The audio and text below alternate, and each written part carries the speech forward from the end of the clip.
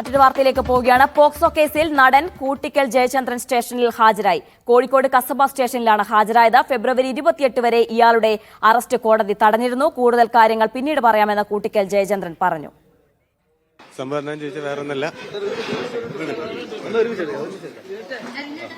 ഇതില് ഇപ്പൊ നിങ്ങൾക്ക് അറിയാമല്ലോ, നിങ്ങളെല്ലാവരും വേണ്ടപ്പെട്ടവരാണ്.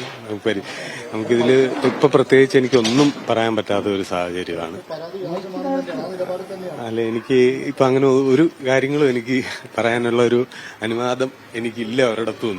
അതുകൊണ്ട് തീർച്ചയായും ഇതിനൊരു തീരുമാനമുണ്ട്. നിങ്ങളുമായിട്ട് നമ്മൾ സംസാരിക്കും. ഇത് വിശദമായിട്ട് തന്നെ നമ്മൾ സംസാരിക്കും. എന്തോ ഇല്ല, എങ്ങനെയാണെന്ന് അറിയില്ല. ഇവര് പറയുന്ന രീതിയിൽ നമുക്ക് സഹകരിക്കുക എന്നുള്ളതാണല്ലോ. അപ്പൊ അതുകൊണ്ടാണ് എല്ലാവരോടും സ്നേഹം, നിങ്ങളുടെ സ്നേഹത്തിൽ നിന്ന് നിങ്ങളുടെ പ്രാർത്ഥന ഉണ്ടാവണം. എല്ലാം താങ്ക്സ്. വിശദാംശങ്ങളുമായി ഷിത ജഗതാണ് ചേരുന്നത്. ഷിത, അദ്ദേഹത്തിന് കൂടുതൽ കാര്യങ്ങൾ ഈ ഘട്ടത്തിൽ മാധ്യമങ്ങളോട് സംസാരിക്കാൻ കഴിയില്ല. പോലീസ് സ്റ്റേഷനിൽ അദ്ദേഹം ഹാജരായി. ഇനി തുടർ നടപടികൾ എന്തൊക്കെയായിരിക്കും? മറ്റു വിശദാംശങ്ങൾ എങ്ങനെയാണ്? ജീന, 4 വയസ്സുകാരിയെ പീഡിപ്പിച്ചെന്ന പരാതിയിലാണ് കൂട്ടിക്കൽ ജയചന്ദ്രൻ ഇന്ന് കോഴിക്കോട് കസബ സ്റ്റേഷനിൽ ഹാജരായത്. കൂട്ടിക്കൽ ജയചന്ദ്രനെ അറസ്റ്റ് ചെയ്യരുതെന്ന് സുപ്രീം കോടതി പോലീസിനോട് പറഞ്ഞിട്ടുണ്ടായിരുന്നു. ഈ മുൻകൂർ ജാമ്യാപേക്ഷയുമായി ബന്ധപ്പെട്ട വാദം പൂർത്തിയാവുന്നതുവരെ അറസ്റ്റ് ചെയ്യരുത് എന്നുള്ളതായിരുന്നു കോടതി പോലീസിന് നൽകിയ നിർദ്ദേശം.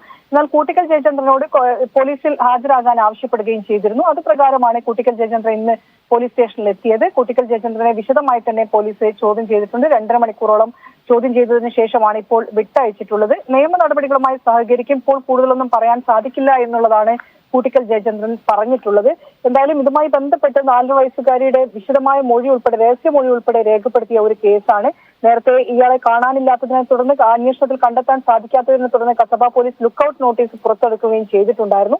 ഹൈക്കോടതിയിൽ വരെ മുൻകൂർ ജാമ്യാപേക്ഷ തള്ളിയ ഒരു കേസിൽ പിന്നീട് സുപ്രീം കോടതിയെ സമീപിക്കുകയായിരുന്നു. സുപ്രീം കോടതി ഇപ്പോൾ ആ കേസ് പരിഗണിച്ചുകൊണ്ടിരിക്കുകയാണ്. അതുകൊണ്ട് തന്നെയാണ് ആ വാദ നടപടികൾ പൂർത്തിയാകുന്നതുവരെ അറസ്റ്റ് ചെയ്യരുതെന്നുള്ളൊരു നിർദ്ദേശം നൽകിയിരിക്കുന്നത്. ഇതുമായി ബന്ധപ്പെട്ട് ഇനിയുള്ള കാര്യങ്ങൾ ഒരുപക്ഷെ സുപ്രീം കോടതിയുടെ വിധിക്ക് ശേഷം മാത്രമായിരിക്കും ഉണ്ടാവുക. ജീന.